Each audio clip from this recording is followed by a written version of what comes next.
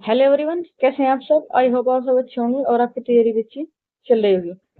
आज का हमारा पहला टॉपिक है भारत के प्रमुख दर्रे व घाटियां। इसका पहला क्वेश्चन है, कौन से भारतीय राज्य अपने प्राकृतिक वातावरण और मौसमी फलों के लिए प्रसिद्ध दजू की घाटी के लिए जाने जाते हैं। ए नागालैंड और मणिपुर, बी मिजोरम और त्रिपुरा, सी मेघालय और असम, डी मणिपुर और असम। ई उपयुक्त में से कोई नहीं। सही आंसर इसका ए।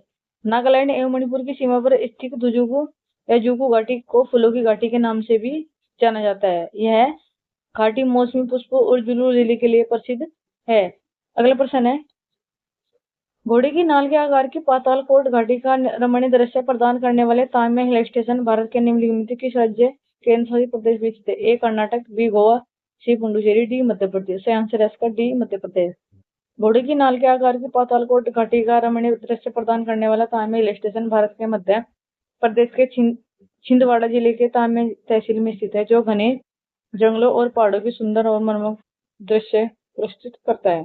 अगला प्रश्न है, कुल्लू घाटी को किस नाम से भी जाना जाता है। ए बर्फ की घाटी, बी देवदार की घाटी, सी देवताओं की घाटी, डी फूलों की घाटी। से आंसर है इसका सी देवता की घाटी। कुल्लू घाटी को देवता की घाटी के नाम से भी जाता है। फूलों की घाटी भारत के उत्तराखंड राज्य के चमोली जिले में स्थित है। 2005 में यूनेस्को द्वारा विश्व धरोहर स्थलों की सूची में इस घाटी को शामिल किया गया है। अगला प्रश्न है,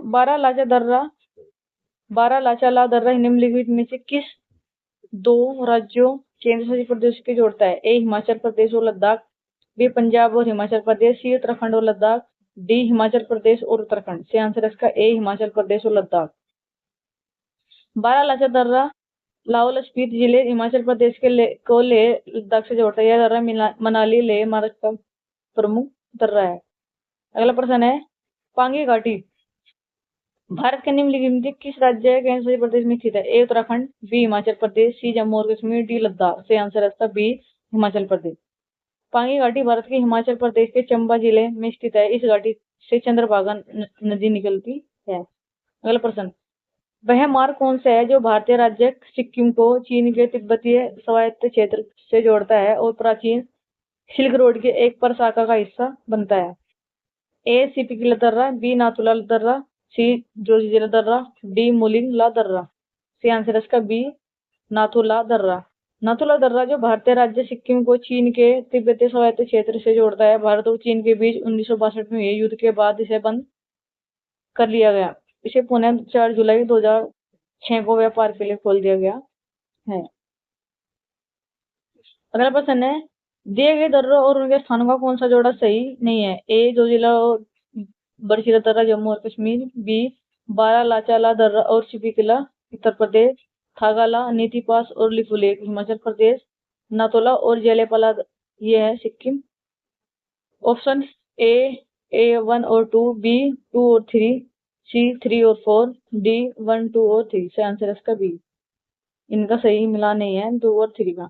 देखो डिटेल।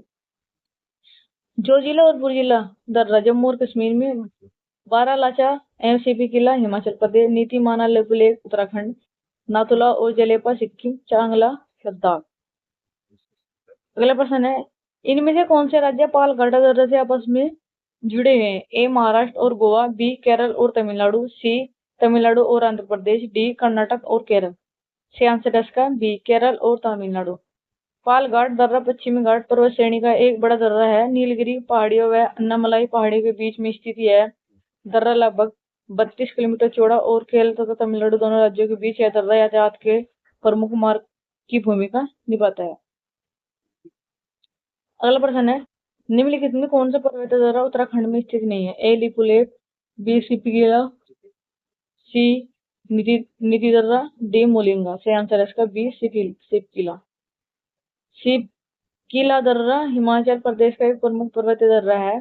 यह भारत के हिमालय प्रदेश के किन्नौर जिले को तिब्बत से जोड़ता है। समुद्र तल से लगभग 4669 मीटर से भी ऊंचाई पर अधिक है। सतलेज नदी इसी के सहारे भारत में प्रवेश करती है, जबकि मुरलिंग दर्रा, निधि दर्रा, मानस दर्रा और लिपुलेख दर्रा उत्तराखंड राज्य में स्थित है।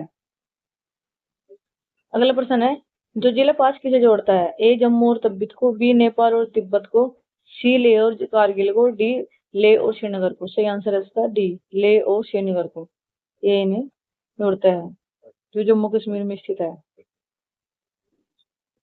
अगला प्रश्न, कौन सा दर्रा तिब्बत के साथ सिक्किम राज्य को जोड़ने वाला भारत चीन सीमा पर स्थित है? ए रोहतांग, बी नाथुला, सी खरदंगला, डी बनिहाल। सही आंसर है इसका बी नाथुला। नाथुला दर्रा चीन के साथ तिब्बत के साथ सिक्किम राज्य को जोड़ने वाला भारत चीन सीमा पर स्थित है। बनिहाल दर्रा यह जम्मू से श्रीनगर जाने वाला मार्ग है, जवाहर सुरंग इसी में स्थित है। फिर है रोहतांग दर्रा हिमाचल प्रदेश के पीर पंजाब श्रेणी में स्थित है। फिर है खारदुंगा दर्रा लद्दाख के सियाचिन जाने का मार्ग है, इसी के सहारे नुब्रा घाटी जाया जा सकता है। अगला प्रश्न है, शीत किला दर्रा हिमालय की किस घाटी में स्थित है? ए नाभा घाटी, बी चंद्रा घाटी, सी कुल्लू घाटी, डी सतजल घाटी। सही आंसर है इसका डी सतजल घाटी। शीत किला दर्रा हिमालय का एक प्रमुख दर्रा है, यह शिमला से तिब्बत को जोड़ता है। सतलज दर्रा नदी इसी दर्रे के पास से एक तंग घाटी से गुजरकर तिब्बत से भारत में प्रवेश करती है, तो यह स्पष्ट है कि सतलज घाटी में स्थित है। अगला प्रश्न है, रोहतांग दर्रा भारत के किस राज्य में स्थित है? ए हिमाचल प्रदेश, बी जम्मू और कश्मीर, सी उत्तराखंड, डी सिक्किम। सही आंसर है इसका ए हिमाचल प्रदेश। रोहतांग दर्रा मनाली के लगभग 51 किलोमीटर दूर हिमालय की पूरी पंजाब रेंज पर एक ऊंचा पहाड़ी दर्रा है। यह कुल्लू घाटी को भारत में हिमाचल प्रदेश के लाहौल और स्पीति घाटियों से जोड़ता है। अगला है प्रश्न, मुग घाटी या साइलेंट वैली कहाँ पर स्थित है? ए केरल, बी बिहार, सी महाराष्ट्र, डी त्रिपुरा। सही आंसर है इसका ए केरल। मुग घाटी यानी कि साइलेंट वैली केरल में स्थित है। यह केरल के पलक्कड़ जिले में के उत्तर पूर्वी छोर पर स्थित है। यह नीलगिरी पठार के अनियमित ढंग से फैला है। अगला टॉपिक है जलवायु तथा मौसम, क्लाइमेट एंड वेदर। भारत मौसम विज्ञान विभाग IMD की स्थापना किस वर्ष हुई थी? ए 1950, बी 1922, सी 2001, डी 1943। या ई में से कोई नहीं। सही आंसर इसका ई। भारत मौसम विभाग की स्थापना ब्रिटिश भारत में वर्ष 1875 में की गई थी। यह पृथ्वी विज्ञान मंत्रालय के अधीन कार्य करते हुए यह विभाग मौसम संबंधी अवलोकन एवं पूर्वानुमान का पता लगाता है। अगला प्रश्न है, अल नीनो एक जटिल मौसम प्रणाली है जो हर 3 से 7 वर्ष में एक बार दिखाई देती है। यहाँ अल नीनो शब्द का क्या अर्थ है?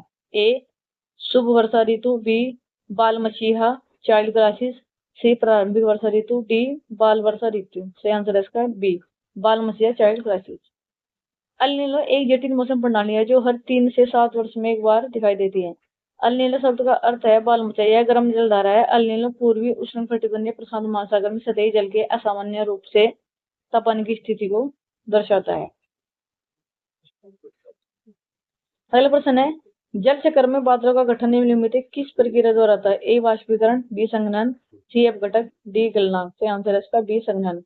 संघनन वह प्रक्रिया है जिसमें मौजूद वायु में मौजूद जलवाष्प द्रव पानी में बदल जाती है। संघनन बादलों की रचना के लिए उत्तरदायी है। ये बादल वर्षा की उत्पत्ति करते हैं, जो कि जल चक्र के भीतर पृथ्वी की सतह पर वर्षा के वापस आने का प्राथमिक मार्ग है। संघनन वाष्पीकरण की विपरीत क्रिया है। अगला प्रश्न है, सामान्य ऋतु में अचानक वृद्धि हो जाती है और कई दिनों तक लगातार वर्षा रहती है, इसे मानसून का क्या कहा जाता है? ए अंत, बी विश्राम, सी प्रकोष्ठन या पटना, डी प्रश्यन। सामान्य इसका सही आंसर है सी। सामान्य वर्षा में अचानक वर्षा हो जाती है और कई दिनों तक लगातार जारी रहती है, तो इस घटना को मानसून का प्रकोष्ठन कहा जाता है। जाते हैं मानसूनी शब्द अरबी भाषा के मौसम से निकलता है, जिसका अर्थ होता है मौसम। अगला प्रश्न है, किसी क्षेत्र की औसत जलवायु को जानने के लिए निम्न में से किसका योगदान नहीं होता? ए वर्षा, बी वायु की गति, सी वर्षों की संख्या, डी आर्द्रता। सही आंसर है इसका सी वर्षों की संख्या। किसी क्षेत्र की औसत जलवायु को जानने के लिए वर्षा, वायु की गति तथा आर्द्रता का योगदान सबसे महत्वपूर्ण होता है, जबकि वृक्षों की संख्या जलवायु के जानने के लिए कोई योगदान नहीं करता। अगला प्रश्न है, निम्स किस मेघ को दर्शाता है? ए पंख की तरह लगने वाले, बी ढेर की तरह लगने वाले, सी वर्षा मेघ, डी ऊपर से गोलाकार लगने वाले। सही आंसर है इसका सी वर्षा मेघ। निम्स वर्षा मेघ को दर्शाता है। वर्षा मेघ अत्यधिक गहरे काले व सघन बादल हैं, जो ऊर्ध्वाधर रूप में 7500 मीटर की ऊंचाई तक पाए जाते हैं। इन बादलों की भारी वर्षा, ओला, त्रिज्या आदि होता है। अगला प्रश्न है, निम्नलिखित में से कौन सा भारतीय मानसून को प्रभावित करता है? ए अल नीनो, बी तिब्बती पठार, सी जेम स्ट्रीम, डी उपयुक्त में से सभी या उपयुक्त में से कोई नहीं। आंसर इसका डी उपयुक्त सभी। भारतीय मानसून को प्रसंगत सभी कारक प्रभावित करते हैं। ए अल नीनो, यह मानसून को कमजोर और अनियमित कर सकता है। तिब्बती पठार, यह तापीय प्रभाव से मानसून की तीव्रता प्रभावित करता है। फिर है जेट स्ट्रीम, यह मानसून के आगमन व वापसी की भूमिका निभाता है।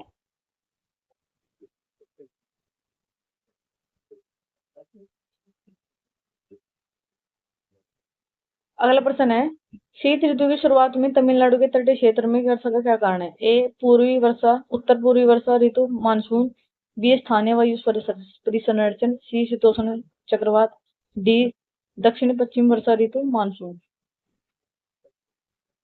इसका सही आंसर है ए उत्तर पूर्वी वर्षा ऋतु मानसून। शीत ऋतु की शुरुआत में तमिलनाडु के तटीय क्षेत्र में वर्षा उत्तर पूर्वी वर्षा ऋतु के कारण होती है। यह भारत में अक्टूबर नवंबर में मानसून के लौटने के साथ ही मानसून के चलने की दिशा बंगाल दक्षिण की ओर जाती है। इन लौटती मानसून को उन्होंने पश्चिम बंगाल, तमिलनाडु तथा केरल आदि राज्यों में शीतकालीन वर्षा होती है। अगला प्रश्न, भारत की जलवायु को कौन सी जलवायु कहा जाता है? ए ग्रीष्मकालीन, बी शीतकालीन, सी मानसूनी, इनमें से कोई नहीं। इसका आंसर इसका सी मानसूनी। भारत की जलवायु को मानसूनी जलवायु कहा जाता है। मानसून का प्रभाव उष्णकटिबंधीय क्षेत्रों में लगभग 20 सेल्सियस से उत्तर एवं 20 सेल्सियस दक्षिणी अक्षांश के बीच रहता है। मानसून का समय जून के आरंभ से लेकर मध्य सितंबर तक 100 से 120 दिनों के बीच होता है। मानसून के आगमन के समय सामान्य वर्षा में अचानक वृद्धि हो जाती है और लगातार कई दिन तक यह जारी रहती है। निम्नलिखित भारत में अक्टूबर की गर्मी का मुख्य कारण क्या है? भारत में गंगा एवं मैदानी इलाकों में अल्प दाब तंत्र, बी उच्च आर्द्रता से जुड़ा उच्च तापमान, सी निम्न वेग हवाएं, डी गर्म और शुष्क मौसम। सही आंसर है इसका बी उच्च आर्द्रता से जुड़ा उच्च तापमान। भारत में अक्टूबर की गर्मी का मुख्य कारण उच्च आर्द्रता से जुड़ा उच्च तापमान है। अक्टूबर माह में दिन गर्म, रातें ठंडी होती हैं। इस समय अवधि में तापमान में और आर्द्रता में वृद्धि होती है। अगला प्रश्न है, निम्नलिखित में किस एक कारक के कारण भारतीय उपमहाद्वीप में मध्य एशिया की तुलना में अपेक्षाकृत हल्की सर्दियां होती हैं? ए कर्करेखा, बी परिवेशी समुद्री, सी हिमालय, बी महासागर धाराएं। से आंसर है आपका सी। हिमालय मध्य एशिया से आने वाली ठंडी हवाओं को भारतीय उपमहाद्वीप में प्रवेश करने से रोकता है। इन पर्वतों के कारण ही भारतीय उपमहाद्वीप मध्य एशिया की तुलना में अपेक्षाकृत हल्की सर्दी अनुभव करता है। अगला प्रश्न है, भारत का निम्नलिखित में कौन सा स्थान अति विषम प्रकार की जलवायु का अनुभव कराता है? ए चेन्नई, बी मुंबई, सी दिल्ली, ई में से कोई नहीं। इसका आंसर है इसका सी।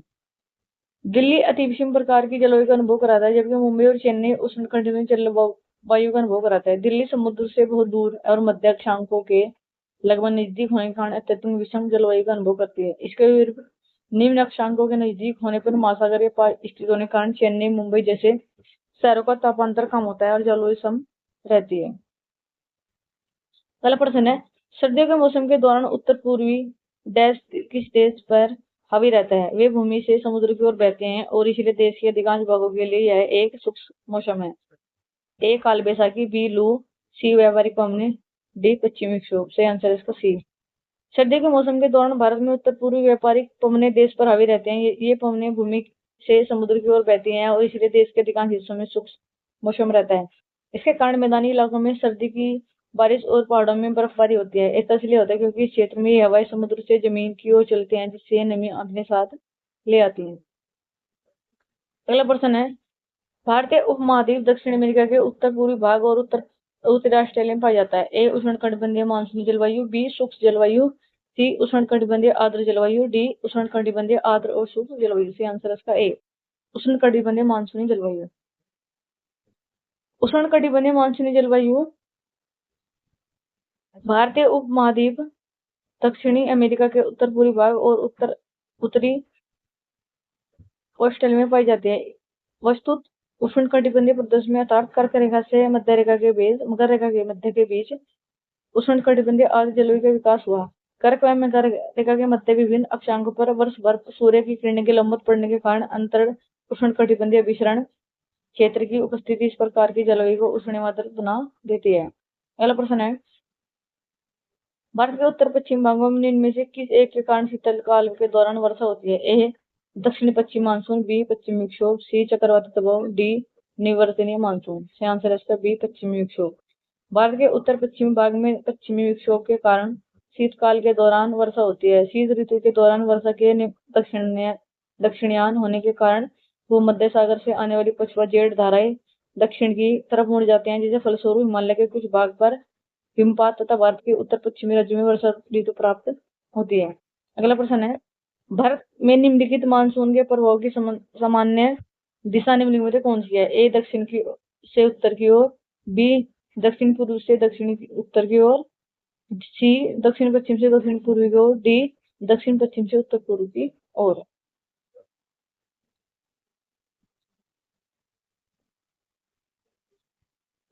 आंसर है इसका डी। भारत में ग्रीष्मकालीन मानसून से प्रवाह की सामान्य दिशा दक्षिण पश्चिम से उत्तर पूर्व की ओर होते हैं।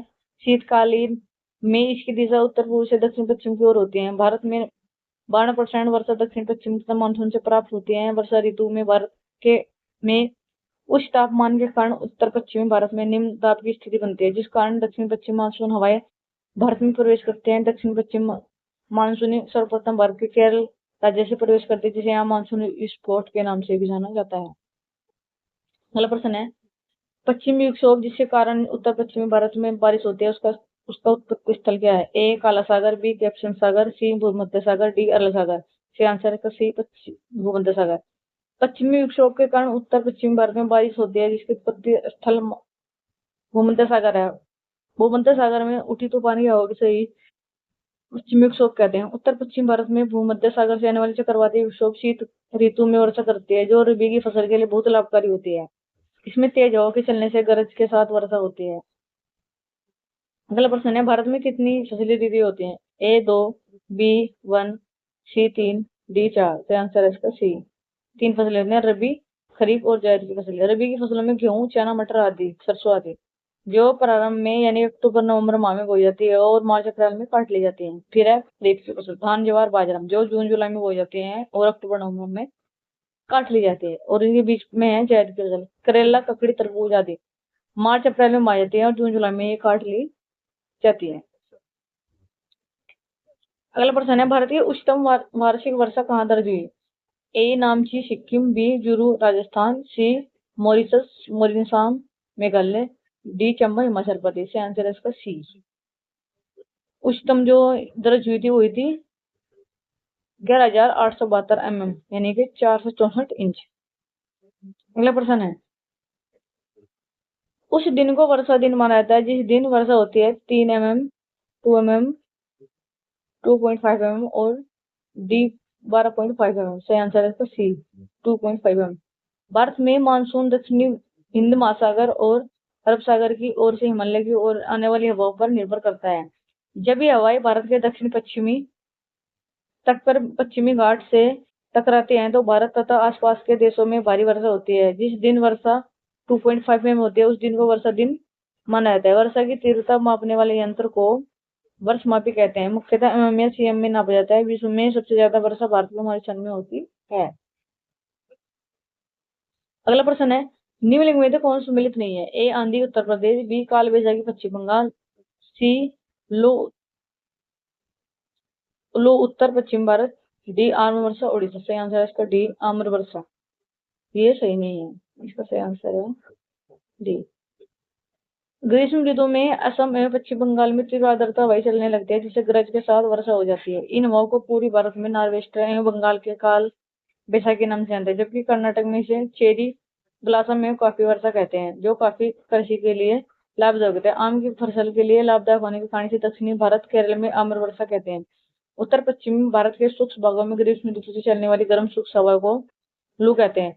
वर्षा ऋतु के उत्तर पश्चिम भारत तथा पाकिस्तान में उष्ण दाब क्षेत्र बनाए जाते हैं, जिसे मानसूनी गर्त भी कहते हैं।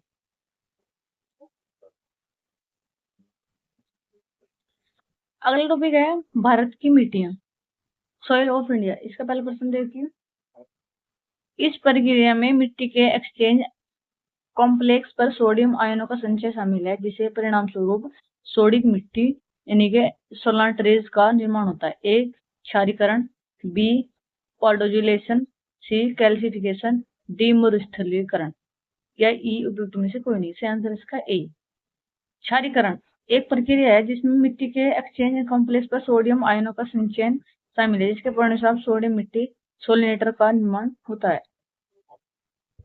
अगला प्रश्न है, वह पौधा जो क्षारीय मिट्टी को सहन नहीं कर पाता क्या कहलाता है? ए कैल्सीटोन, बी कैल्सीफ्यूज, सी कैल्सीट्रियोल, डी कैल्सीफाइड।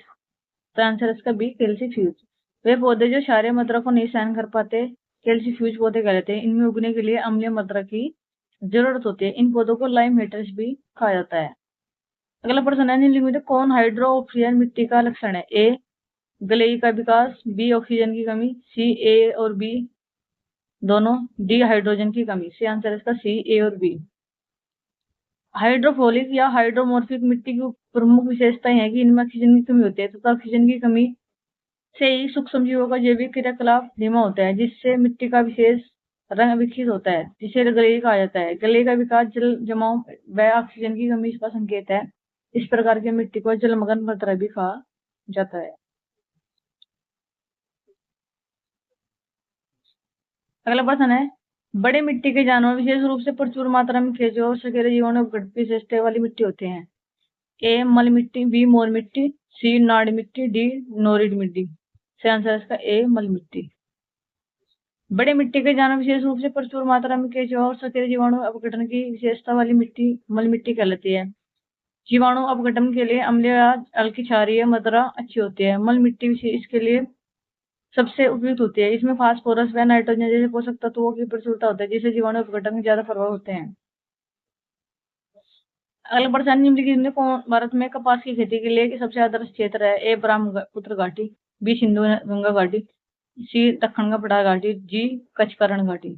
से आंसर इसका सी दक्षिण का पठार। भारत में कपास की खेती के लिए सबसे आदर्श क्षेत्र दक्षिण का पठार है, क्योंकि यह क्षेत्र लावा मिट्टी से बने हैं। काली मिट्टी, जिसे रेगुर मिट्टी या काली मृदा कपास भी कहा जाता है, कपास के उत्पादन के लिए आदर्श है। इस मिट्टी में नाइट्रोजन, फास्फोरस व जैव तत्वों की मात्रा कम होती है, जैसे पोटास, एल्यूमिनियम, मैग्नीशियम कार्बोनेट की पर्याप्त मात्रा पाई जाती है। कपास के अतिरिक्त यह मदरा, गन्ना, गेहूं और प्याज की खेती के लिए अनुकूल है तथा उत्तर प्रदेश में इस मिट्टी को करेल की मिट्टी की संज्ञा दी जाती है। अगला प्रश्न है, मरुस्थलीय मिट्टी के बारे में निम्नलिखित कौन सा कथन गलत है? ए यह मूल रूप से रेतीली मिट्टी है, बी यह नमी की मात्रा को बरकरार रखती है, सी यह हल्की रंग में हल्की होती है, डी इसमें नमक की मात्रा अधिक होती है। से आंसर इसका बी यह नमी की मात्रा को बरकरार रखती है।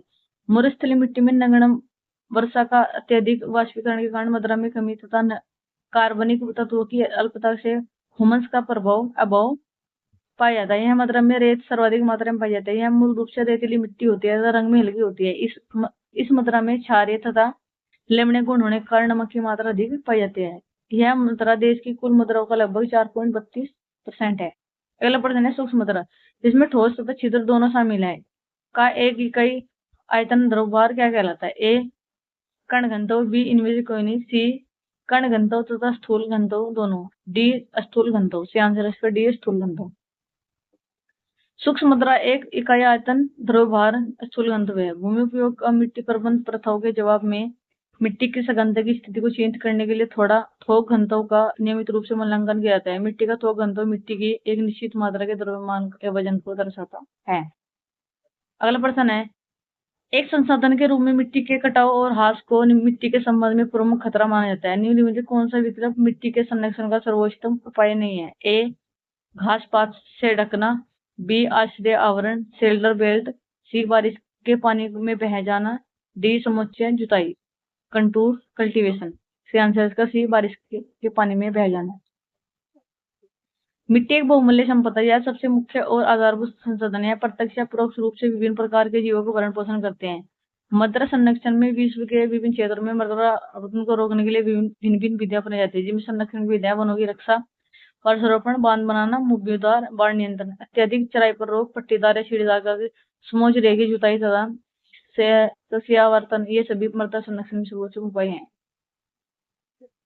अगला प्रश्न है, खाद्य और बंगाल निम्नलिखित किस प्रकार की मिट्टी है? काली, जलोढ़, लाल व लेटराइट। से आंसर इसका बी जलोढ़।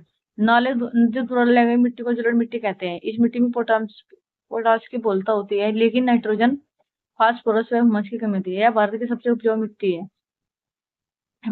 पुराने जलोढ़ मिट्टी को बंगार तथा नई जलोढ़ मिट्टी को खादर कहते हैं। जलोढ़ मिट्टी उर्वरक की दृष्टि से धान, मक्का, तिलहन, दलहन आदि फसलों के लिए अच्छी मानी जाती है। अगला प्रश्न है, भारत के कोई कोई क्षेत्र में लाल मिट्टी में पाई जाती है। मिट्टी के रंग, मिट्टी के लाल रंग होने का मुख्य कारण क्या है? ए मैग्नीशियम और बहुलता, सी संचित अम्लीय, सी फेरस ऑक्साइड की उपस्थिति, डी फास्फेट की बहुलता। से आंसर है इसका सी, फेरस ऑक्साइड की उपस्थिति। लाल मिट्टी का जमाव पठारी क्षेत्र में पाया जाता है जिसमें धातुओं मुख्य सिलिका तथा आयरन की अधिकता होती है तथा जो ऑक्सीकृत होने के पश्चात लाल रंग में परिवर्तन हो जाती है।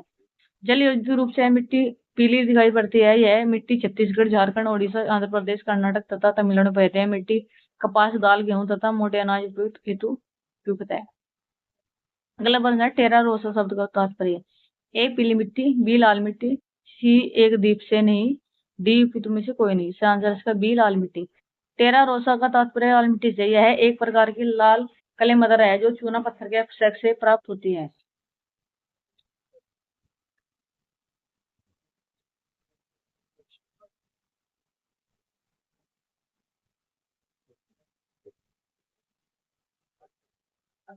अगला प्रश्न है तेज हवा द्वारा किस प्रकार की मिट्टी उड़कर आती है और जमा हो जाती है? ए पीली मिट्टी, बी लाल मिट्टी, सी काली मिट्टी, डी बलुई मिट्टी। से आंसर इसका डी बलुई मिट्टी।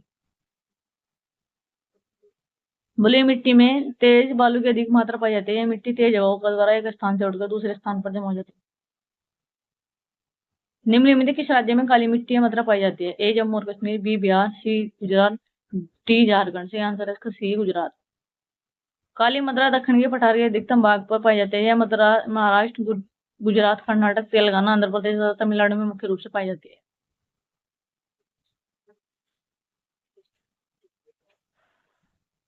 आंध्र प्रदेश और तमिलनाडु में मुख्य रूप से पाई जाती है। गोदावरी और कृष्णा नदी के ऊपरी भाग और दक्षिण के पठार के उत्तर पश्चिम भाग में गहरी काली मदरा पाई जाती है। इस मदरा को रेगुर तथा कपासी वाली मिट्टी काली मिट्टी कहता है। इस मिट्टी में जल धारण करने वाली क्षमता सर्वाधिक होती है।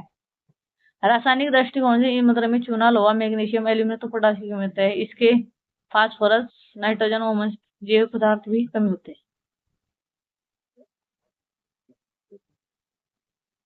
अगला प्रश्न है किस मिट्टी भारत में सर्वाधिक मात्रा में पाई जाती है? ए लाल, बी काली, सी जलोढ़, डी लेटराइट। से आंसर है इसका सी, यानी कि जलोढ़ मिट्टी भारत में सर्वाधिक 40% भाग पर पाई जाती है। यह मिट्टी उत्तर के विस्तृत मैदान से प्रायद्वीपीय भारत के तटीय मैदानों में मिलती है। यह सर्वाधिक उपजाऊ मिट्टी होती है। इस मिट्टी का मुख्य गेहूं, चावल, सरसों, चना आदि प्रमुख रूप से उपजाए जाते हैं। अगला प्रश्न है भारत के किस राज्य में सबसे बड़ी अंतर्देशीय लवणीय आर्द्र भूमि थी? ए मध्य प्रदेश, बी हरियाणा, सी राजस्थान, डी गुजरात। से आंसर है इसका सी राजस्थान। सांभर नामक झील भारत के सबसे बड़ी अंतर्देशीय लवणीय आर्द्र भूमि है। यह राजस्थान राज्य में स्थित झील है। अगला प्रश्न है मद्रा स्वास्थ्य कार्ड में से भारत के किसानों को उनके खेत में मिट्टी के क्या मापदंड की जानकारी मिलेगी? ए 5, बी 12, सी 10, डी 14। से आंसर है इसका बी 12। मद्रा स्वास्थ्य कार्ड से भारत से किसानों को उनके खेतों से मिट्टी के 12 मापदंड की जानकारी मिलेगी। इसके आधार पर एसएससी की कृषि के लिए आवश्यक उर्वरकों की सिफारिश भी करेगा। अगला प्रश्न है मिट्टी की स्वास्थ्य पत्र के संबंध में क्या सत्य है? ए यह निःशुल्क प्राप्त होती है, बी यह अधिक उपजाऊ के लिए मिट्टी की गुणवत्ता वृद्धि हेतु जानकारी देती है, सी यह फसल की आवश्यकता अनुसार उर्वरक की सही मात्रा की जानकारी देती है, डी उपयुक्त सभी। से आंसर इसका डी। भारतीय प्रधानमंत्री नरेंद्र मोदी ने मद्रा स्वास्थ्य कार्ड की योजना की शुरुआत राजस्थान से की थी। यह मद्रा स्वास्थ्य कार्ड की निःशुल्क प्राप्त होती है। यह अच्छी उपज के लिए अच्छी मिट्टी की गुणवत्ता वृद्धि हेतु जानकारी देता है तथा यह फसल की आवश्यकता में उर्वरक की शक्ति सही मात्रा की जानकारी भी देता है। अगला प्रश्न है किस रुई के समान कौन से मेघ रुई के समान दिखते हैं जो आमतौर पर 4000 से 7000 मीटर की ऊंचाई पर बनते हैं? ए पक्षाब मेघ, बी वर्षा मेघ, सी स्तरीय मेघ, डी कपासी मेघ। से आंसर है इसका डी कपासी मेघ। कपासी मेघ रुई के समान दिखते हैं और वो सामान्यतः 4000 से 7000 मीटर की ऊंचाई पर बनते हैं। इनका ऊर्ध्वाधर विकास अधिक होता है। जो दो प्रकार के छोटे होते हैं स्वच्छ मौसम की सूचक श्वेत रंग के छोटे मोटे मेघ के टुकड़े, बी अधिक ऊंचे मेघ जो कपास, वर्षा या झंझावाती मेघों से विकसित होते हैं। फिर है पक्षाघ मेघ। वायुमंडल में सबसे अधिक ऊंचाई पर पाए जाने वाले इन मेघों की रचना हिमकणों से होती है। फिर है स्तरीय मेघ। ये धरातल से थोड़ी ऊंचाई पर कोहरे की भांति अवकाश से ढक लेते हैं। अब हमारा इसमें अगला टॉपिक है भारत का सामाजिक भूगोल। इसका पहला टॉपिक है जिसमें जनसंख्या, नगरीकरण, जनगणना, पॉपुलेशन, अर्बेनाइजेशन, सेंसस। इसका पहला प्रश्न देखिए जिस देश की जनसंख्या पिरामिड में व्यापक आधार होता है वह संभवतः होता है। ए संतुलित जनसंख्या स्तर, बी उच्चतम जन स्तर, सी वृद्ध जनसंख्या, डी कम प्रजनन दर। आंसर है इसका बी उच्च जन्म दर। जिस देश की जनसंख्या पिरामिड में व्यापक आधार होता है वहां संभवतः उच्च जन्म होता है। इससे उच्च जन्म दर और जनसंख्या में बड़ी बच्चों की बड़ी संख्या का संकेत मिलता है। अगला प्रश्न है, डीटीएम के किस चरण के सबसे अधिक तेज जनसंख्या वृद्धि देखी जाती है? ए चरण 3, बी चरण 5, सी चरण 2, डी चरण 1। से आंसर है सी चरण 2। डीटीएम जनसंख्या संकरण मॉडल के चरण 2 में सबसे तेज जनसंख्या वृद्धि देखी जाती है। इस चरण में मृत्यु दर गिरती है जबकि जन्म दर उच्च बनी रहती है।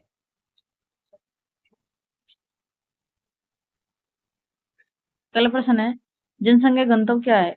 ए है क्षेत्र में जनसंख्या की संख्या है, बी है एक कार्य में लगे व्यक्तियों की संख्या है, सी प्रति वर्ग किलोमीटर भूमि क्षेत्र में व्यक्तियों की संख्या का अनुपात, डी उपयुक्त सीमित भूमि क्षेत्र में रहते हैं। से आंसर है इसका सी।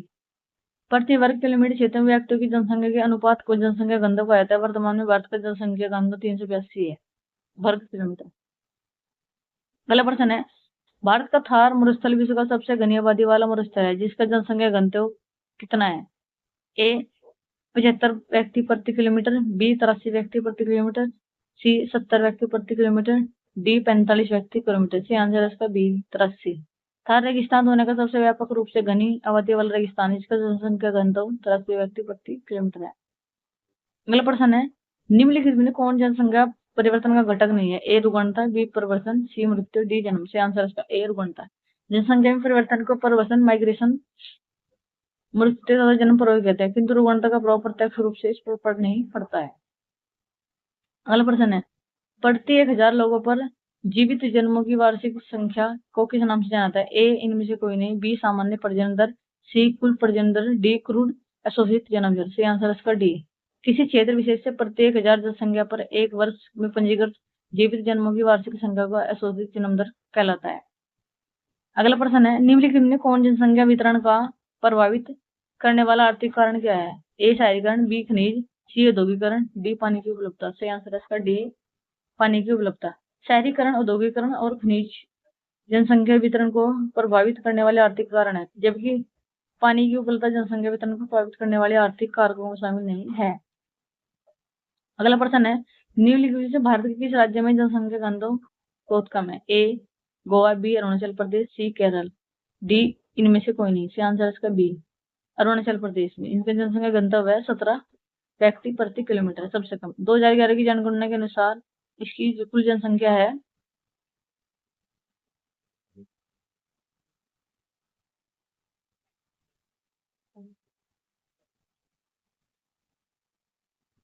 इसकी जनसंख्या है 13,83,727।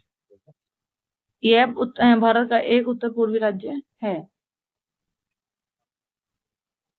अगला प्रश्न है, 2019 के अनुसार भारत में किस राज्य की शहरी जनसंख्या सबसे अधिक है? ए तमिलनाडु, बी गुजरात, सी पश्चिम बंगाल, डी महाराष्ट्र। आंसर है इसका डी महाराष्ट्र। महाराष्ट्र में है शहरीकरण है करोड़ में 5 करोड़ 8 लाख, तमिलनाडु में 3 करोड़ 49 लाख, पश्चिम बंगाल में है 2 करोड़ 90 लाख और गुजरात में 2 करोड़ 57 लाख। अगला प्रश्न है, 2011 में हुई जनगणना के अनुसार भारत की कुल जनसंख्या में अनुसूचित जाति कितने प्रतिशत है? ए 16.6, बी 8.6, सी 18.9, डी 22.5। से आंसर है इसका ए। जनगणना 2011 के आंकड़ों के अनुसार भारत की कुल जनसंख्या में अनुसूचित जातियां 16.6 20.137 करोड़ है। सर्वाधिक व न्यूनतम अनुसूचित जाति जनसंख्या वाले राज्य क्रम से उत्तर प्रदेश और मिजोरम में है। अगला प्रश्न है, 2011 की जनगणना रिपोर्ट के अनुसार निम्नलिखित में किस राज्य में जनजातीय जनसंख्या नहीं है? ए हरियाणा, बी गोवा, सी गुजरात, डी बिहार। से आंसर है इसका हरियाणा।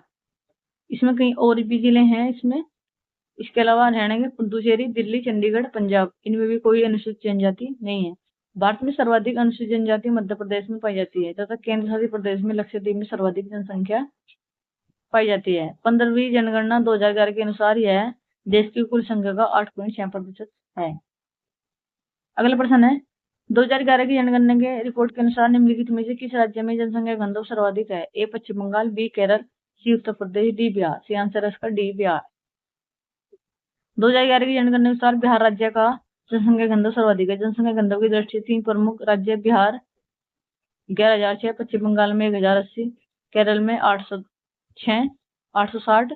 भारत का उत्तर औसत जनसंख्या घनत्व है 382 व्यक्ति प्रति किलोमीटर, जबकि उत्तर प्रदेश का है 829 व्यक्ति प्रति किलोमीटर। अगला प्रश्न है, जन्म दर से क्या अभिप्राय है? ए, किसी एक व्यक्ति में जन्मे कुल बच्चों की जनसंख्या। बी, किसी एक वर्ष में प्रति 1000 जनसंख्या के अनुपात में जन्मे कुल बच्चों की संख्या। सी, किसी एक वर्ष के प्रति व्यक्ति सैकड़ा जनसंख्या के अनुपात में बच्चे जन्मों की संख्या। सी, किसी एक वर्ष में प्रति 1000 की जनसंख्या पर जन्मे जीवित बच्चों की संख्या।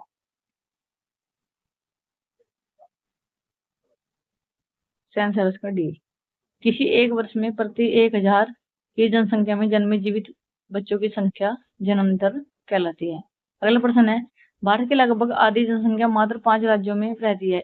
निम्नलिखित में से कौन सा एक इन 5 घनी जनसंख्या वाले राज्यों में से नहीं है? ए, बिहार, बी, पश्चिम बंगाल, सी, केरल, डी, महाराष्ट्र। आंसर है इसका सी, केरल। भारत की लगभग आधी जनसंख्या मात्र 5 राज्यों में रहती है। ए, उत्तर प्रदेश, महाराष्ट्र, बिहार, पश्चिम बंगाल और आंध्र प्रदेश में। केरल में नहीं है। अगला प्रश्न है, एनपीपी से क्या अभिप्राय है? A, national population policy, B, national population production, C, national population programme, D, national population project. से आंसर है इसका ए, नेशनल पॉपुलेशन पॉलिसी, जो जनसंख्या की नीति से संबंधित है। अगला प्रश्न है, भारत में कितने शहरों की आबादी 10 लाख से अधिक है? ए, 43, बी, 53, सी, 63, डी, 33। से आंसर है इसका बी। जनगणना 2011 के अनुसार 10 लाख से अधिक जनसंख्या वाले शहर 53 है, जबकि 2001 में 35 शहर थे। जनगणना 2011 के अनुसार उत्तर प्रदेश में 7 शहर 10 लाख से अधिक जनसंख्या वाले शहर हैं। सर्वाधिक आबादी वाले 5 शहर हैं मुंबई, दिल्ली, कोलकाता, चेन्नई और बेंगलोर। अगला प्रश्न है, 2011 की जनगणना के अनुसार कौन सा एकमात्र राज्य था जिसका वर्ष 2001 से 2011 के दौरान ऋणात्मक घातीय जनसंख्या वृद्धि दर थी? ए, नागालैंड, बी, गोवा, सी, सिक्किम, डी, केरल। से आंसर है इसका ए, नागालैंड। जनगणना 2011 के अनुसार नागालैंड एकमात्र भारत का ऐसा राज्य था जिसकी दशकीय वृद्धि ऋणात्मक थी। ऋणात्मक मतलब माइनस में, -0.61 रही, जबकि जनसंख्या वार्षिक दर भारत की 1.97 से घटकर 1.64 हो गई थी और दशकीय वृद्धि दर में 21.54 से घटकर 17.7 हो गई। अगला प्रश्न है, निम्नलिखित में कौन सा राज्य है जिसकी 2011 जनगणना का सबसे अधिक जनसंख्या सघनता है? ए, गुजरात, बी, त्रिपुरा, सी, मध्य प्रदेश, डी, पश्चिम बंगाल। से आंसर है इसका पश्चिम बंगाल। इन विकल्पों में वैसे नॉर्मल ही है बिहार की। जनसंख्या 2011 पश्चिम बंगाल की जनसंख्या 1028 थी। भारत के कुल औसत घनत्व इतने हैं, लेकिन जो सर्वाधिक है पूरे भारत की वो है बिहार राज्य के 1011। दूसरे स्थान पर पश्चिम बंगाल, तीसरे पर केरल 860 और चौथे स्थान पर है उत्तर प्रदेश, 5वें पर है हरियाणा।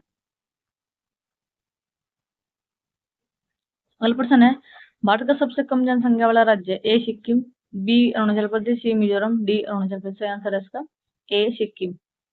इसकी जनसंख्या सबसे कम है, 6,10,577। इसकी इतनी जनसंख्या है। सिक्किम राज्य की जनसंख्या घनत्व 86 प्रति किलोमीटर है, लिंग अनुपात 890 है। भारत में न्यूनतम जनसंख्या वाले 5 राज्य हैं, सिक्किम, फिर मिजोरम, फिर अरुणाचल प्रदेश, फिर गोवा और फिर नागालैंड। अगला प्रश्न है, वर्ष 2011 की जनगणना के अनुसार भारत में व्यवहारत महिला नागरिकों की संख्या कितनी है? 103 million, B, 93 million, C, 53 million, D, 51 million. C answer है इसका सी, 53 मिलियन। 60 साल या उससे अधिक उम्र के लोगों को भारत में वयोवृद्ध कहा जाता है। वर्ष 2011 की जनगणना के अनुसार भारत में वयोवृद्ध 60 प्लस की जनसंख्या 8.6%, 10.3 करोड़ है, जिसमें से पुरुषों की संख्या 5 करोड़ तथा महिलाओं की संख्या 5.3 करोड़ यानी कि 53 मिलियन है। अगला प्रश्न, 2011 की जनगणना रिपोर्ट के अनुसार प्रति वर्ग किलोमीटर भारत का जनसंख्या घनत्व है? ए, 372, बी, 362, सी, 382, डी, 225। आंसर इसका सी, 382। वर्ष 2011 की जनगणना के अनुसार प्रति वर्ग किलोमीटर भारत का जनसंख्या घनत्व 382 है। वर्ष 2011 से 1 से 11 के बीच दशक जनसंख्या घनत्व में 57.57 व्यक्ति प्रति वर्ग किलोमीटर वृद्धि। शीर्ष 5 जनघनत्व वाले राज्य हैं बिहार 1006, पश्चिम बंगाल 1028, केरल 860, उत्तर प्रदेश 829 और हरियाणा 573। अगला प्रश्न है, भारत की कुल आबादी की औसत आयु सीमा क्या है? ए 20 से 25, बी 25 से 30, डी सी 30 से 35 और डी 35 से 40 है आंसर है इसका बी 25 से 30। भारत की कुल आबादी की औसत आयु सीमा है 25 से 30 साल, जबकि भारत में विभागीय आयु है 22.8 वर्ष और 2024-25 में यह आयु हो गई थी 28 से 29 वर्ष।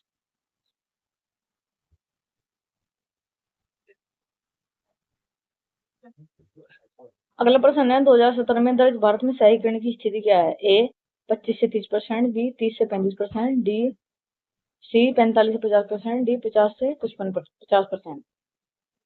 50 से 50%। सही आंसर है इसका बी 30 से 35%। 2017 में भारत में 30 से 35% शहरीकरण दर्ज किया गया। वर्ष 2011 में अनुसार यह स्थिति नगरीकरण की 31.16 थी। अगला प्रश्न है, इनमें से किस भारतीय राज्य में 100 मिलियन से अधिक आबादी नहीं है? ए उत्तर प्रदेश, बी महाराष्ट्र, सी बिहार, सी पश्चिम बंगाल।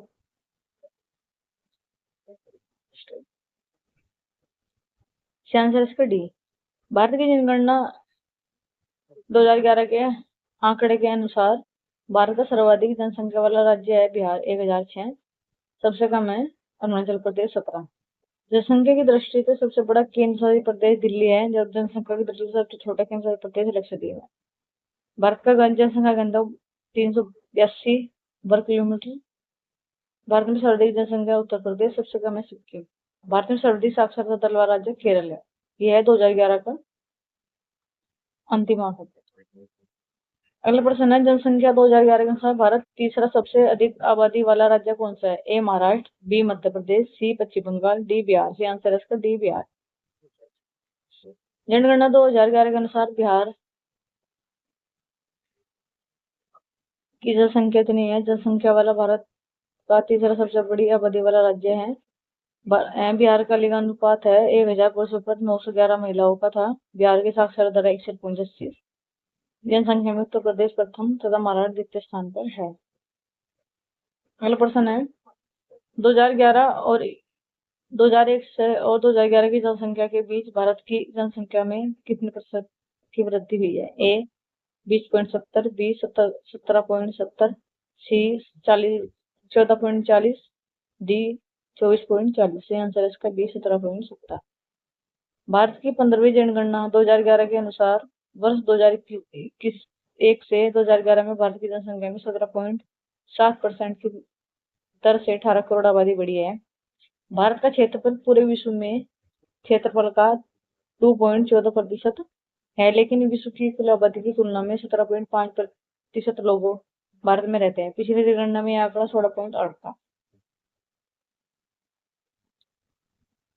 पहला प्रश्न है, संपूर्ण रूप से भारत में अनुमानित जनसंख्या घनत्व लोग प्रति वर्ष कितने किलोमीटर का रहते हैं? ए 416, बी 325, सी 573, डी 289। सही आंसर है इसका ए 416।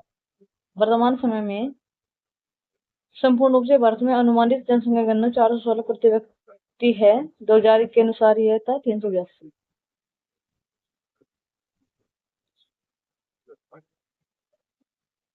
अगला प्रश्न है, 1951 की जनगणना के अनुसार भारत में साक्षरता दर क्या थी? ए 13.33, बी 18.33, सी 23.33, डी 28.33। आंसर है इसका बी 18.33।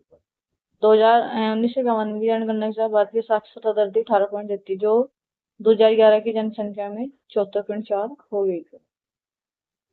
अगला प्रश्न है, 1951 की जनगणना के अनुसार भारत में लिंगानुपात प्रति 1000 पुरुषों के लिए महिलाओं की संख्या क्या थी? ए 926, बी 936, सी 940, डी 956। से आंसर है इसका सी 940। और 11 में कितनी है? 943, इनकी 30 है। अगला प्रश्न है, भारत में दुनिया की कुल आबादी का लगभग कितने प्रतिशत है? ए 12, बी 14, सी 15, डी 17। से आंसर है इसका सी 17%, 17.5%। 2011 के अनुसार 121 थी और 17.5 थी। अगला प्रश्न है, 2011 की जनगणना के अनुसार भारत के निम्नलिखित राज्यों में से सबसे अधिक जनसंख्या घनत्व वाला राज्य कौन सा है? ए पश्चिम बंगाल, बी केरल, सी Uttar Pradesh, D Bihar. C answer है इसका डी बिहार। इसकी थी एक सारा बताओ। अगला प्रश्न है, निम्नलिखित में कौन सा भारत का सर्वाधिक घनी आबादी वाला शहर है? A Kalyan, B Hyderabad, C Kanpur, D Vijayawada. C answer है इसका बी हैदराबाद। इसका जनसंख्या घनत्व है 18,172। कानपुर का है 1452। विजयवाड़ा का है 16,933। कल्याण का है 9,082। स्पष्ट है कि हैदराबाद का जनसंख्या घनत्व सर्वाधिक है। अगला प्रश्न है, जनसंख्या 2001 के अनुसार साक्षर व्यक्ति उसे कहा जाता है जो अपना नाम पढ़ व लिख सकता है, बी कोई भाषा पढ़ सकता है, सी 7 वर्ष या अधिक का कोई भाषा समझकर पढ़ लिख सकता है, डी पढ़ना लिखना और गिनना जानता है।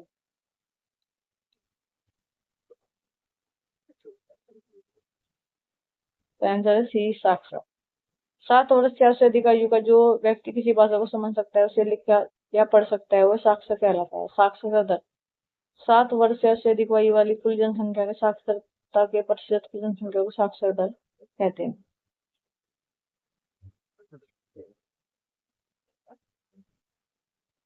अगला प्रश्न है, भारत में किस राज्य में सर्वाधिक साक्षरता दर है? ए केरल, बी तमिलनाडु, सी आंध्र प्रदेश, डी महाराष्ट्र। आंसर इसका ए केरल। मिजोरम की है 91.3, त्रिपुरा की 88.7। अगला प्रश्न है, भारत में सर्वाधिक जनसंख्या वाला राज्य कौन सा है? ए बिहार, बी उत्तर प्रदेश, सी केरल, डी महाराष्ट्र। आंसर है इसका बी उत्तर प्रदेश। जनघनत्व बिहार का, लिंगानुपात केरल का और नगरीय जनसंख्या है महाराष्ट्र। अब हमारा अगला टॉपिक, भारत की जनजातियां, ट्राइब्स ऑफ इंडिया। इसका पहला प्रश्न है, निम्नलिखित में से कौन सा मिजोरम की मारा जनजाति का सबसे महत्वपूर्ण और सबसे बड़ा सांस्कृतिक तथा साथ ही धन्यवाद ज्ञापन समारोह है? ए लयुवा कुतला, बी मीमकुट, सी पावलकुट, डी चापचरकुट। सही आंसर इसका ए लव्य पुतला। मिजोरम की मारा जनजाति का सबसे महत्वपूर्ण सबसे बड़ा सांस्कृतिक और साथ ही धन्यवाद ज्ञापन समारोह है चापकुट महोत्सव। मिजोरम के लोगों द्वारा झूम ऑपरेशन तो जंगल को साफ करने, जलने के अवशेषों को साफ करना है, जो बाद में मनाते हैं। यह एक बसंत त्योहार है, यहाँ के स्थानीय लोगों द्वारा बड़े उत्साह के साथ मनाया जाता है। अगला प्रश्न है, मिसिमी जनजाति भारत के निम्नलिखित में से किस राज्य के निवासी है? ए मणिपुर, बी अरुणाचल प्रदेश, सी कर्नाटक, डी ओडिशा। सही आंसर है इसका बी अरुणाचल प्रदेश। मिसिमी जनजाति अरुणाचल प्रदेश में निवास करती है। अबोर, डफला, गेलोंग, खम्पटी, मोपा अरुणाचल प्रदेश में निवास करने वाली अन्य जनजातियां हैं। अगला प्रश्न है, निम्नलिखित में से कौन सी जनजाति नीलगिरी पहाड़ों में नहीं पाई जाती? ए टोडा, बी कोटा, सी कुरुम्बा, बी मोग। सही आंसर है इसका डी मोग। नीलगिरी पहाड़ों पर दक्षिणी भारत में स्थित है, जो तमिलनाडु, केरल और कर्नाटक राज्यों में फैली है, यानी कि 3 राज्यों में फैली है। नीलगिरी पहाड़ों पर टोटा, कोटा और कुंभा जनजाति रहते हैं, जबकि मोगा जनजाति के लोग त्रिपुरा राज्य में पाए जाते हैं। अगला प्रश्न है, चोलनाइकन, कुरुम्बा, कुटनाइकन, कादर और कोरगा भारत के किस भाग के आदिम जनजातीय समूह है? ए आंध्र प्रदेश, बी अंडमान निकोबार द्वीप, सी केरल, डी ओडिशा। सही आंसर है इसका सी। अगले और जो राज्य हैं इसमें, आंध्र प्रदेश में लंबाडा, गोंड, चेंचू, बंजारा। अंडमान निकोबार द्वीप ओरो, जारवा, अंडमानी निकोबारी, सेंटलीज। ओडिशा में भुइया, गोंड, खरिया, कोल, ओरामा, संथाल। अगला प्रश्न है, भूटे जनजाति जो अपनी पारंपरिक भव्यता, कला और पाकशैली के लिए व्यापक रूप से जाने जाते हैं, किस राज्य में पाए जाते हैं? ए सिक्किम, बी नागालैंड, सी अरुणाचल प्रदेश, डी त्रिपुरा। सही आंसर है इसका ए सिक्किम। भूटे जनजाति को अपनी पारंपरिक भव्यता, कला और पाकशैली के लिए ऋतु प्रवास के लिए व्यापक रूप से जानी जाती है, सिक्किम राज्य में पाई जाती है।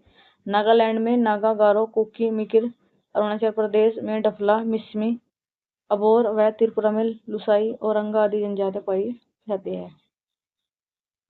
अगला प्रश्न है, आगामी वह जनजातियां हैं जो रहती हैं अंडमान निकोबार में, मिजोरम में, नागालैंड में, राजस्थान में। से आंसर इसका सी नागालैंड में। अंडमान व निकोबार सेंटलीज है, मिजोरम, मिजो, लाखर, नागालैंड, आगामी जागा, कोन्या, राजस्थान, भील, मीणा, गर्सिया। अगला प्रश्न है, कौन सी जनजाति पश्चिम बंगाल की प्रमुख जनजाति है और ज्यादातर काबुका और पुरुलिया जिले में पाई जाती है? ए मुंडा, बी चेंचू, सी संताल, डी जंगिया। सही आंसर है इसका सी संताल। पश्चिम बंगाल की प्रमुख जनजाति संथाल है। यहाँ ज्यादातर बांकुड़ा और पलूरी जिलों में पाई जाती है। भारत में यह जनजाति कई प्रदेश जैसे बंगाल, असम, झारखंड, ओडिशा आदि प्रदेश में पाई जाती है। यह जनजाति संथाली भाषा बोलते हैं। इस जनजाति का मुख्य भोजन आखेट, कंदमूल, संग्रहालय व कृषि है। इसके प्रमुख पर्व सोहराई व सकरात है।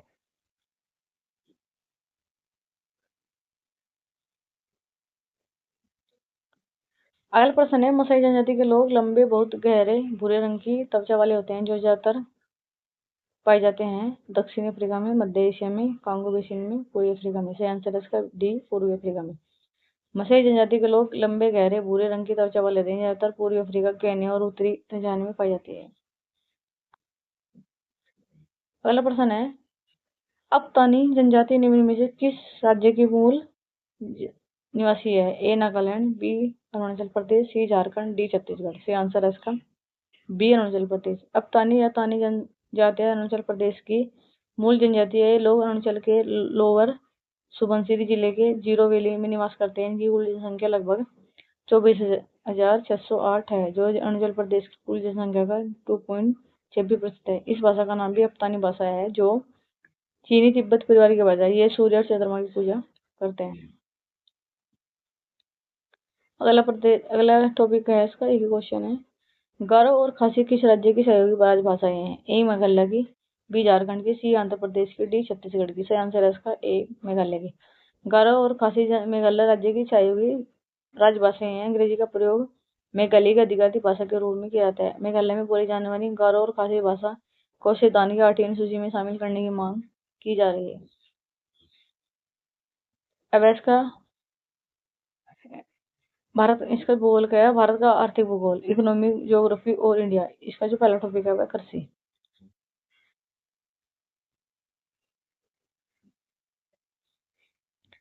इसका पहला प्रश्न है, Indian space research organisation ISRO ने अंतरिक्ष में कौन सी फसल सफलतापूर्वक उगाई है, जो अंतरिक्ष आधारित कृषि अनुसंधान में एक मील का पत्थर साबित हुई? ए मक्का, बी चावल, सी लोबिया, डी गेहूं। सही आंसर है इसका सी लोबिया।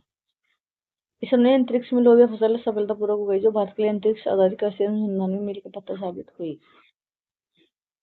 अगला प्रश्न है, ढलान पर उसकी ऊंचाई समोच्च रेखाओं का अनुसरण करते हुए हल चलाने की कृषि पद्धति को क्या कहते हैं? ए निर्वाह खेती, बी बायोरेमिडिएशन, सी उपचार, डी समोच्च खेती। सही आंसर है इसका डी समोच्च खेती। पहाड़ी ढलानों पर उसकी ऊंचाई समोच्च रेखाओं का अनुसरण करते हुए हल चलाने की कृषि पद्धति को समोच्च खेती कहा जाता है। अगला प्रश्न है, पुष्प प्रज्वलन के लिए आवश्यक प्रकाश काल की लंबाई के आधार पर निम्नलिखित में कौन सा दिवस पौधा नहीं है? ए चावल, बी जवार, सी हरा चना, काला चना, डी गेहूं। सही आंसर है इसका डी गेहूं। पुष्प प्रज्वलन के लिए आवश्यक प्रकाश काल की लंबाई के आधार पर चावल, सोयाबीन, जवार, हरा चना, काला चना, तांबू, कपास आदि लघु दिवस रहते हैं, जबकि गेहूं इसके ग्रुप का पौधा नहीं है। अगला प्रश्न है, शेल्टर बेड प्लांटिंग का मुख्य उद्देश्य क्या है? ए लकड़ी देना, बी खाना देना, सी बारिश बढ़ाना, सी डी मिट्टी का कटाव रोकना। सी आंसर है इसका डी। शेल्टर बेड प्लांटिंग के प्रमुख उद्देश्यों में से एक है मिट्टी का कटाव रोकना। यह एक कृषि वैज्ञानिक विधि है जिसमें खेतों के किनारे या आसपास पेड़ों और झाड़ियों की लंबी पट्टियां लगाई जाती हैं। इस विधि के अन्य उद्देश्य हैं तेज हवा से फसलों और खेतों की रक्षा करना, फिर है फसलों व उपज बढ़ाना व फसल सुरक्षा प्रदान करना, फिर है खेतों का पर्यावरण संतुलन बनाए रखना। अगला प्रश्न है, वाष्पीकरण को कम करने, खरपतवार की वृद्धि को प्रतिबंध करने और मिट्टी के तापमान को बनाए रखने के लिए पौधों के अवशेषों, पुआल, पत्तियों या प्लास्टिक की फिल्म जैसे सामग्री के साथ मिट्टी की सतह को ढकने की प्रथा किया जाता है। ए पंडलिंग, बी मल्चिंग, सी हिबिंग, डी लोपिंग। सही आंसर है बी माल्चिंग।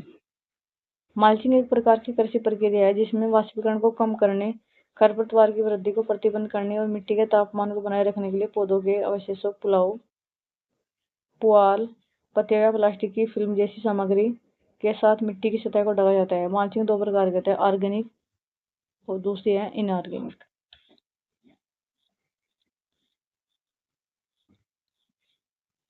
अगला प्रश्न है, पोलोपेन के नीचे एक अद्वैत परत बनाने के लिए स्थिर पानी की स्थिति में किए गए जुताई ऑपरेशन को क्या कहा जाता है? ए पडलिंग, बी मार्चिंग, सी हेविंग, डी लोपिंग। सी आंसर है इसका ए पडलिंग। पडलिंग जुताई वह कृषि प्रक्रिया है जिसमें फ्लोरपेन नीचे एक अभेदन परत बनाने के लिए है। इसके मुख्य धान की खेती के लिए कृषि की मिट्टी को पानी भर जाता है। फिर पल्डर या ट्रैक्टर की मदद से मिट्टी को हल या कल्टीवेटर से उलट फेर कर 5 से 10 सेंटीमीटर गहराई तक जुताई की जाती है। अब हमारा अगला टॉपिक है बागवानी, हॉर्टिकल्चर। इसका पहला प्रश्न है, निम्नलिखित में टमाटर की कौन सी किस्म फसल छेदक कीट के प्रति शोधक है? ए BT10, डी पूसा उपवार, सी BT1। से आंसर है इसका बी पूसा उपवार। पूसा उपहार टमाटर की वह किस्म है जो फल छेदक कीट के प्रतिरोध IAIR-IT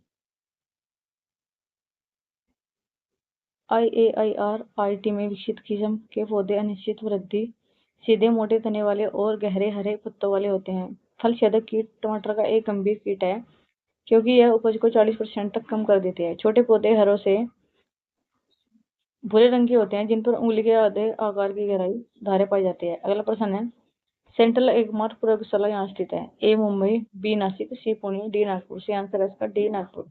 केंद्रीय एगमार्क प्रयोगशाला नागपुर में स्थित है। एगमार्क भारत में कृषि उत्पादक को उपयुक्त एक प्रमाण चिन्ह है जो यह सुनिश्चित करता है कि विपणन निरीक्षण निदेशालय द्वारा अनुमोदक मानकों के अनुरूप है। एगमार्क प्रमाण का प्रयोग राष्ट्रव्यापी पूर्ण सरकारी स्वामित्व वाली एगमार्क प्रयोगशाला के माध्यम से किया जाता है जो परीक्षण एवं प्रमाण केंद्र के रूप में कार्य करते हैं। अगला प्रश्न है, निम्न में कौन सा लोहे का समृद्ध स्रोत है? ए आंवला, बी नारंगी, सी आम, डी करौंदा। से आंसर है इसका डी करौंदा। करौंदा आयरन का एक समृद्ध स्रोत है। यह एक सदाबहार पर्णपाती झाड़ी है जिसकी उत्पत्ति हिमालय में मानी जाती है। यह 2 से 4 मीटर की ऊंचाई तक बढ़ती है जिसकी मोटाई भूरी छाल शाखाओं का सहारा मानते हैं। करौंदा का पौधा पोषण तत्वों से भरपूर है। इसमें विटामिन सी, बी और आयरन प्रचुर मात्रा में पाया जाता है। इस प्रकार यह शरीर से मुक्त कणों को प्रभावी ढंग से बाहर निकालता है और एनीमिया को दूर करता है। अगला प्रश्न है, पूसा रेड एक किस्म है? ए मिर्च, बी गाजर, सी टमाटर, डी प्याज। से आंसर है इसका डी पूसा रेड प्याज की एक किस्म है। इस किस्म में प्याज का कंदक मध्याकार का बैंगनी लाल रंग का और चपटा गोल होता है। प्रत्येक कंद का वजन 70 से 90 ग्राम होता है। इसमें जल्दी फूल नहीं आते और इसकी तीखापन कम होता है। इस किस्म को कम से कम मध्य धूप के सकते हैं। रोपण के 123 से 140 दिनों बाद यह पक जाती है। आमतौर पर भारत में उगाया जाता है। अगला प्रश्न है, प्याज का पीलापन पिगमेंटन के कारण होता है? A carotene, B क्वेरसेटिव, D lycopene, से डी इनमें से कोई नहीं। आंसर है इसका बी। प्याज का पीलापन क्वेरसेटिन नामक वर्ण के कारण होता है। क्वेरसेटिन का वर्ण है जो कई फलों और सब्जियों को रंग प्रदान करता है। यह मुख्य रूप से पौधे के छिलके और पत्तियों में पाया जाता है। प्रकाश के प्रभाव इसका उत्पादन तेज होता है। एक शक्तिशाली एंटीऑक्सीडेंट है। प्याज की क्वेरसेटिन को कुल मात्रा 300 मिलीग्राम किलोग्राम है जो कई अन्य फलों और सब्जियों की तुलना में काफी अधिक है। पहला प्रश्न है, किसी सब्जी की फसल में दियारा पद्धति की खेती की जाती है? ए कुकुरबिट, बी कोल फसलें, सी कंदक, डी जड़ वाली फसलें। से आंसर है इसका ए कुकुरबिट। दियारा विधि से ककड़ी परिवार की सब्जियों की खेती की जाती है। ककड़ी परिवार जिसे लौकी परिवार भी कहा जाता है एक पादप परिवार है जिसमें लगभग 95% को लगभग 965 प्रजाति शामिल है। स्वेक्स, कद्दू, जेकनी आदि इसी परिवार के संधि है। दियारा भूमि की खेती या नदी तल की खेती बाढ़ या जल स्तर का वन नदी के किनारे या बेसिन से सब्जी उगाने की एक बहुत पुरानी प्रथा है। दियारा भूमि जलोढ़ और बाढ़ की क्रिया से निर्मित है। अगला प्रश्न है, टमाटर का उत्पत्ति केंद्र? ए पेरू और मैक्सिको, सी भूटान, डी भारत, डी चीन। से आंसर इसका ए पेरू और मैक्सिको। टमाटर की उत्पत्ति का केंद्र पेरू और मैक्सिको है। जंगली प्रजाति की उत्पत्ति दक्षिण अमेरिका के इंडीज पर्वतमाला में हुई थी। मुख्य रूप से पेरू और इक्वाडोर में है और माना जाता है कि इसे कोलंबस पूर्व मैक्सिको में पालतू बनाया जा सकता है। इसका नाम नौतल्ला एजेट शब्द मोटा मोल से लिया गया है जिसका सीधा अर्थ है मोटा फल। टमाटर सोलानम लाइकोपिडियम पौधे का खाने योग्य फसल बन जाता है। अगला प्रश्न है, खट्टे फलों में नीली फफूंदी लगने के कारण? ए पेनिसिलियम डिजिटेटम, बी पेनिसिलियम इटेलियसम, सी पेनिसिलियम नोटम, डी ऊपर इसके सभी। से आंसर इसका बी। खट्टे फलों के नीली फूफन सड़न पेनिसिलियम इलेटिकम नमक फूफन के कारण होती है। यह प्रजाति आमतौर पर खट्टे फलों की कटाई के बाद उन्हें खराब करती है। फलों को संभालने और भंडारण के दौरान अगर वे क्षतिग्रस्त हो जाते हैं तो फफूंद फसल में प्रवेश कर जाती है और फिर सड़न एक फल से दूसरे फल में फैल जाते हैं। नीली फफूंद और हरी फफूंद खट्टे फलों की कटाई के बाद प्रमुख रोगजनक है और खट्टी सड़न को नियंत्रित करने के लिए कुछ उपाय हैं।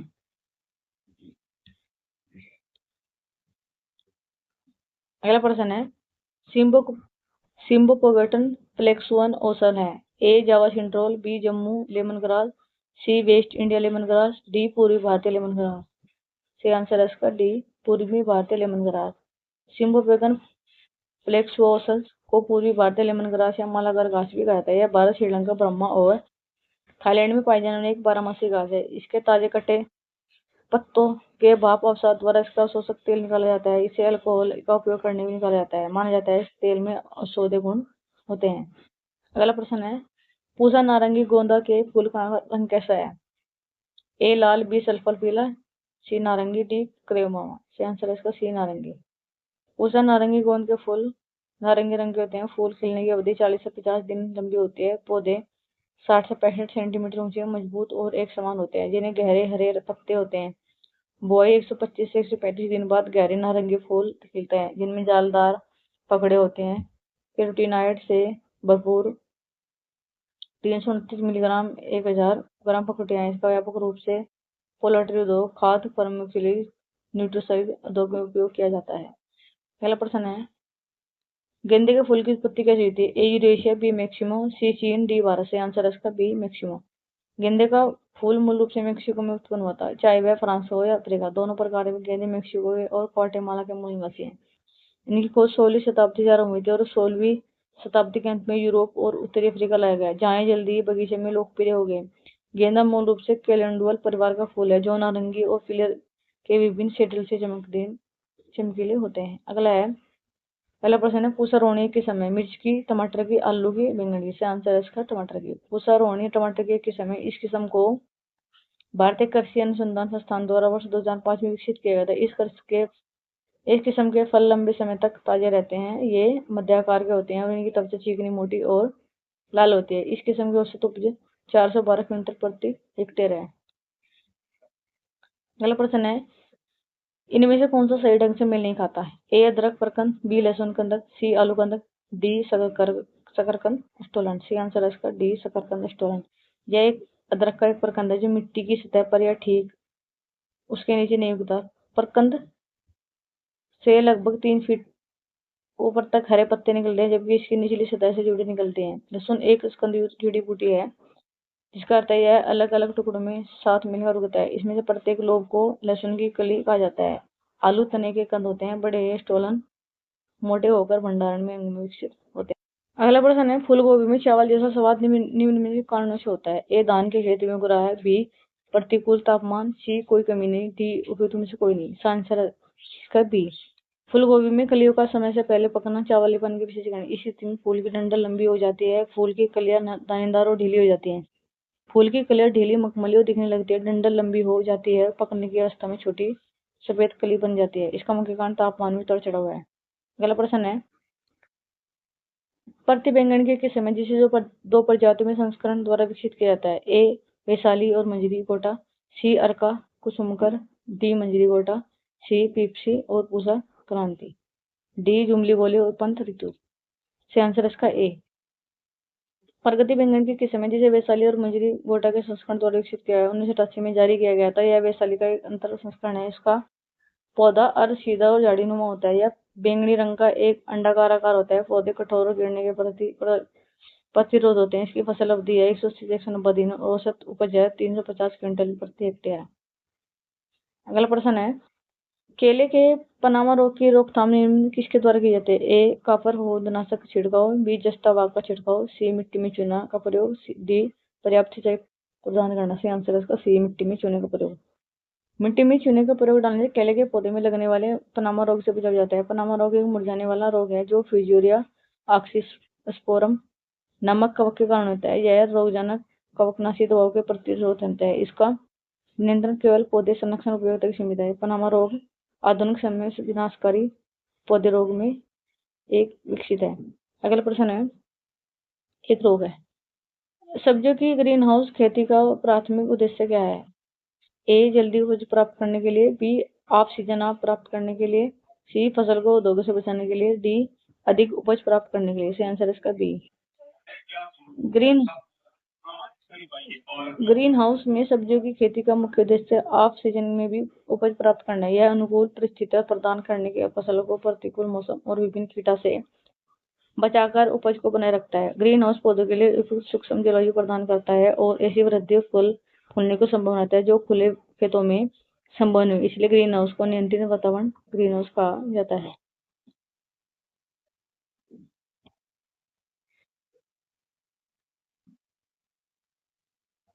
पहला प्रश्न है, बागान द्वारा प्राप्त पेय फसल निम्नलिखित में से कौन सी है? ए जूट, बी बाजरा, सी चाय, डी मक्का। सही आंसर है इसका सी चाय।